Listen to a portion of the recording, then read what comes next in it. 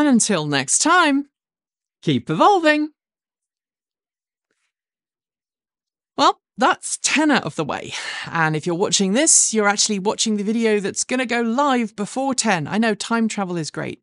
There's a reason that I have a giant fluffy alter ego who's a time traveler. It's really fascinating for me, but that's not why I'm making this video. If you've watched this channel for any length of time, you've watched us grow. You've watched us go from being a podcast back in the early noughties, as we like to call it in the UK, to what you see today with a set and a green screen and 3 amazing colleagues on staff that help bring you content 3 or 4 times a week about cleaner, greener, safer and smarter vehicles. But earlier this week, some of you reached out and were like, did you know that you've been stolen?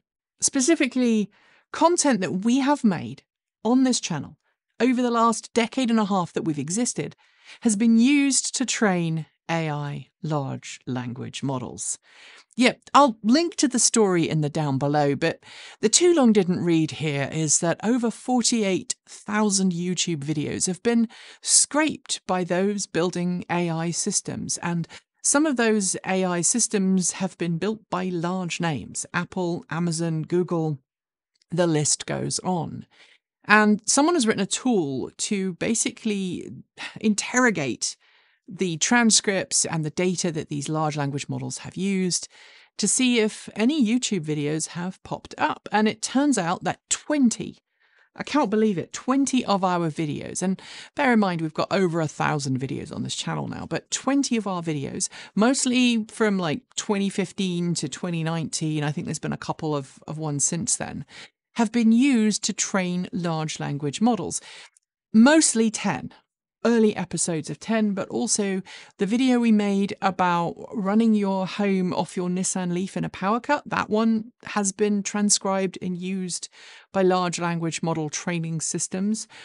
And that's copyright. That's stealing our work that we have worked really hard to produce. And so I'm making this video, firstly, in case there are other content creators, because I know other content creators watch this channel who may not know that this has happened, and say, hey, go and follow the link and use that tool, and maybe your video will have been used.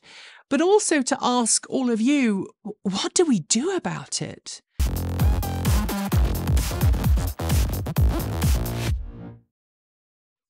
We are constantly under attack for all kinds of things in the YouTube space. And I'm not just talking about Transport Evolved or us turning off the comments or dealing with, really abhorrent comments. I'm talking about spam. I'm talking about spam bots, artificially generated content. Last year when we went to Everything Electric in Canada, back then it was called Fully Charged Live Canada, Kate and I sat on the couch one day after we'd done the show, and we were looking through YouTube, and we saw all of this artificially generated content that was spreading crazy amounts of disinformation about electric vehicles and claiming all manner of things just to get the likes and the hits. And a lot of that content can be generated so quickly using false information that has no basis in reality. They can produce them using computers, they can edit them together using computers, they can put them up online for very little cost, only really the electricity that those computers used to create that content. And they can put it online and then have other bot farms click and watch the content to then make money from the ads, right? So the ads are watched by bots that count as real viewers. YouTube and other content houses are struggling to tell the difference between bots and real viewers. And so they are paying out ad revenue to all of these high view count videos that are completely nonsense. And then genuine creators like us are seeing our income drop. In the last 3 years, the average monthly income from Transport Evolved from YouTube has dropped by about $2,000 or $3,000. We are now under $2,000 of ad revenue a month for the channel, which means that we have to make cost-saving measures elsewhere, right? We have to choose between, do we buy more hard drives? Do we go on this trip? We've had to turn people down because they've not been able to afford to fund us going to events, but also we've not been able to fund them ourselves. I know a lot of people say, well, you could just fire your staff, but that's not how it works at this channel. And I think a lot of you know that, because I believe that everyone who works for us should have a livable wage and should have healthcare. I personally don't pay myself, and I'm very open and honest about that. I'm lucky my partner has a good job that covers our personal bills, but anything that isn't personal, like the business side of things, the money we earn from Patreon and other sources goes straight into the company and goes straight out again, covering bills, making sure everybody can be paid. And all of the artificially generated content that comes our way and steals our eyeballs, as it were, dramatically impact how much money we can make. So then to have this news story break where they say, hey, your content that you worked hard for 20 different videos, 20 different scripts that you slaved over, which, let's face it, it's probably that's nearly a month's worth of production time for us, more than a month, actually, if you're talking about tens, that has been stolen by a large company that is never going to pay you back, never going to make amends for what they stole. And the question now becomes, what do we do about it? Do we try and team up with other creators? Like, do I find other creators whose content has been stolen? I know MKBHD has had some of his stuff taken. Obviously, he's a completely different tier of content creator, right? We're tiny compared to those guys. And he can probably do just fine without having any recompense for what was stolen. But for content creators like Transport Evolved, if artificial intelligence is going to steal our stuff and then use it to make other stuff, what do we do? What does it look like? So I'm making this video because I know people who watch this are legal experts. I know people who watch this are other content creators.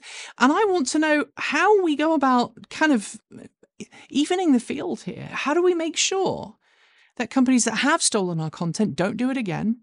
How do we make sure that their training model is the data that they use to train, which was basically scraped from the subtitles on our videos, which I find so abhorrent, because they took subtitles for videos that we made.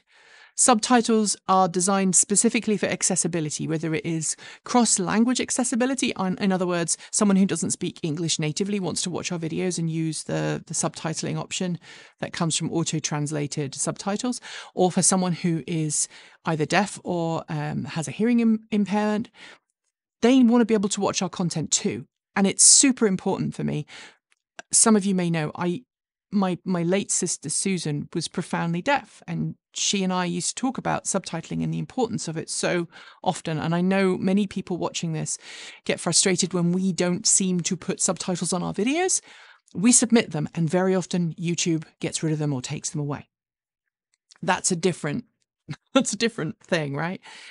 But I want to know from you all how you would like us to approach this. Do you want us to just walk away and go, okay, our content was stolen, there's nothing we can do about it, let's just focus on carry on making great content for you to all enjoy? Do you want us to put some significant energy into pursuing people who stole our content for AI training? Or is there something else you'd like us to do? Maybe it's collaborate with other content creators, join a class action, or whatever. Because I do feel like they've taken something that has been a labour of love for me, and it's been a labour of love for everyone at the channel. We make this content, we make it available free of charge because we believe everybody should have equitable access to information that helps them make their world cleaner, greener, safer, and smarter. And I wholeheartedly believe that. There's a lot of people who talk about how EVs are not appropriate for low-income families. And a lot of the production EVs that are coming to market today are not. They're not accessible. They're not equitable. And we keep talking about those things, and we keep talking about used EVs, and we keep talking about raising everybody up, because that's the only way that our planet is going to get cleaner, greener, safer, smarter, and more equitable. My first EV was ridiculously cheap. I think I paid a couple of £1,000 when I bought it back in 2006 or 5-6, whenever it was when I bought that first vehicle. It was low speed, but it enabled me to go electric. It had a ridiculously small range, but it was enough. It got me around town. It got me into driving EVs. The savings I made by not having to drive a petrol vehicle allowed me to then plough those savings into my next vehicle, which was a plug-in hybrid. And then that allowed me to plough savings into my next vehicle, which was another EV. And so that process went on. My first brand new EV, and I don't talk about this very much, my first brand new EV was my 2011 Nissan Leaf. And we were only able to buy that brand new because my wife had a good job at the time and we combined our finances, but also because of all of those savings of having those early EVs and just upgrading and upgrading and upgrading and saving money. That's how I got to where I got to. And I genuinely believe that if I can do that, other people can do that as well, starting off with e-bikes, starting off with alternatives to fossil fuels.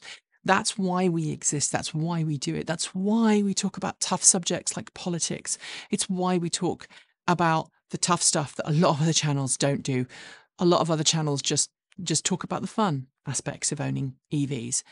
We try and talk about it all. And so to have an AI model come and steal 20 scripts worth of content from us, in some ways it's an honor because, hey, our content is good enough to be stolen. But at the same time, it's frustrating as all heck. But turning comments off earlier this week has really helped my mental health. It's helped the mental health of the team, and the comments and the engagement that we are now getting through Patreon and through Discord are incredible. And I feel part of this community more than I think I've ever felt because of that decision. So help me by joining Discord or Patreon. Help me make the next step on this journey. Lawyer, class action, help me understand what comes next. Thanks. Thanks for joining me today. And if you've got thoughts, make sure you leave them below in our Discord chat room, or you can reach out to us on Mastodon. Thanks to the amazing list of people scrolling by on your screen right now. They are some of the more than 1,500 people who help fund this channel through Patreon and YouTube. They help cover our bills, pay our team, and they make sure that we can remain 100% independent. If you'd like to join them and see your name listed here, just follow the links below. There are a range of different tiers you can sign up for, from as little as $1 a month, or if you pay yearly, just over $10 a year. A massive welcome to our newest supporters: Carol Bulawa, Rolfondo, Michael Owen, Winter, and Wilton Live.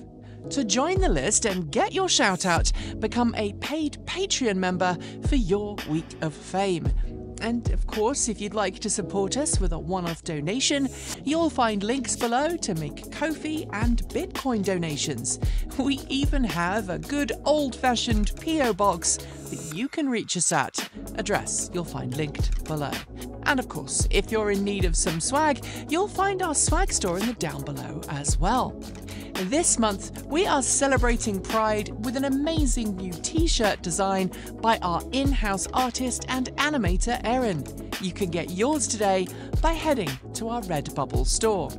We've also got some fantastic content coming up, so make sure that you've hit the subscribe button on either PeerTube or YouTube, and we'll see you soon. We make new videos every Monday, Wednesday, Friday, Saturday, and Sunday. If you want more, the mighty algorithm thinks you'll like this video, but we think this one is also well worth a look. See you soon, and as always, keep evolving.